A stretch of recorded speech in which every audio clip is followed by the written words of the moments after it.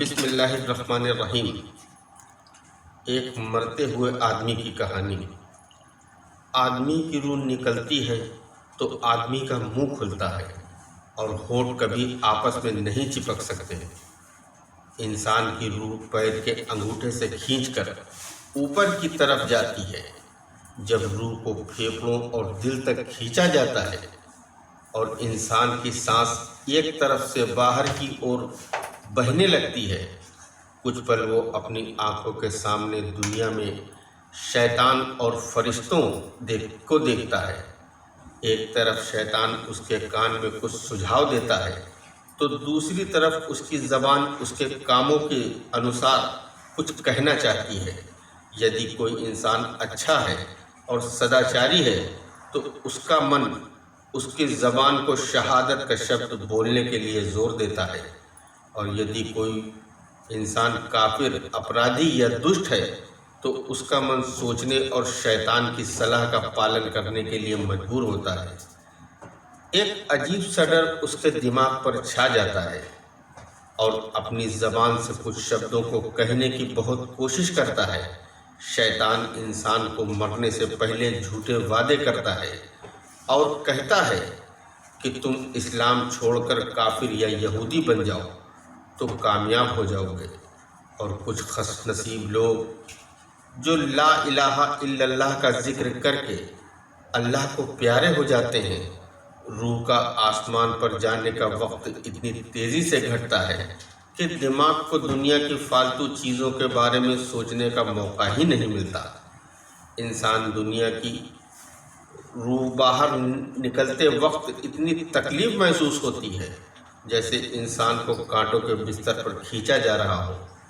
جسم کے ایک ایک روح سے روح کا نکلنا، وہ منظر اتنا تکلیف دہ ہوتا ہے کہ انسان نے کبھی اس تکلیف کے بارے میں سوچا نہیں ہوتا۔ آخر میں اس کے دل کی روح بھی نکال لی جاتی ہے، اور جیسے ہی آنکھیں ملک الموت کو روح لے جاتے ہوئے دیکھتی ہیں، اسی لیے آنکھوں کی پتلیاں بھی اوپر یا اس طرف ہو جاتی ہیں جس طرف فرشتہ روح کو لے کر جاتا ہے۔ اس کے بعد مرنے کے بعد کی زندگی شروع ہو جاتی ہے، جس میں روح کی تکلیف کو کال کوٹری کے باہر آ جاتی ہے، اور قرآن اور حدیث میں دیے گئے وعدے کے مطابق سب سچ ثابت ہوتا ہے۔ میرے بھائی، جو اس دنیا کو چھوڑ کر چلا گیا وہ کبھی واپس نہیں آئے گا، کیول اسی لیے اس کی روح برزخ کی دنیا کا انتظار کر رہی ہے، جس میں اس کا گھر دیا جائے گا۔ دنیا کے بننے کے بعد سے لاکھوں لوگ گئے اور لاکھوں لوگ آئے، کوئی نہیں بچا، سب مٹی میں دب گئے۔ ایک آدمی اس دنیا میں جو ایک لمبی زندگی کا انوبھو کرتا ہے، وہ اس کی روح کے لیے کچھ سیکنڈ سے زیادہ نہیں ہوتا۔ بھلے ہی کوئی انسان لاکھوں سال پہلے مر گیا ہو، ایسا لگے گا جیسے وہ ابھی پل بھر پہلے ہی مرا ہے۔ اسی طرح قیامت کے دن جب مردے قبروں سے نکال کر میدان حشر کی طرف دوڑیں گے تو وہ یہی کہیں گے کہ شاید ہم چند لمحوں پہلے قبر میں داخل ہوئے تھے۔ یہ سب اسی لیے ہوتا ہے کیونکہ موت کے بعد سمے رک جاتا ہے۔ روح برزخ کی دنیا میں چلی جاتی ہے، اور برزخ کی دنیا میں سمے کی کوئی سیما نہیں ہوتی۔ اس دنیا میں اللہ تبارک تعالیٰ کے حساب سے ایک دن 50,000 سال کے برابر ہوتا ہے۔ سنسارک جیون ایک کھیل کے سوائے کچھ نہیں ہے۔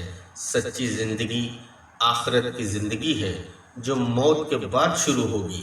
ایک نیک انسان کی روح کو اس طرح کھینچا جاتا ہے جیسے آٹے سے بال کھینچے جاتے ہیں، یا جیسے ایک ماں اپنے بچے کو سوتے وقت اپنے استن سے الگ کرتی ہے، اور پاپی کی روح اس طرح کھینچی جاتی ہے جیسے کانٹوں کے پیڑ پر پڑے سوتی کپڑے کی طرح کھینچی جاتی ہے، جس سے کپڑا ایک زور کے جھٹکے سے جگہ جگہ سے پھٹ جاتا ہے۔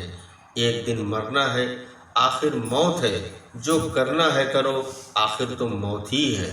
سبھی لوگ دعا کریں، اللہ تعالی ہم سبھی کو اچھے کام کرنے کی طاقت عطا کرے اور اللہ تعالیٰ ہمیں موت کے وقت کی تکلیف سے بچائے، اور اللہ تعالیٰ ہم سبھی کو موت کے وقت کلمہ طیبہ نصیب کرے۔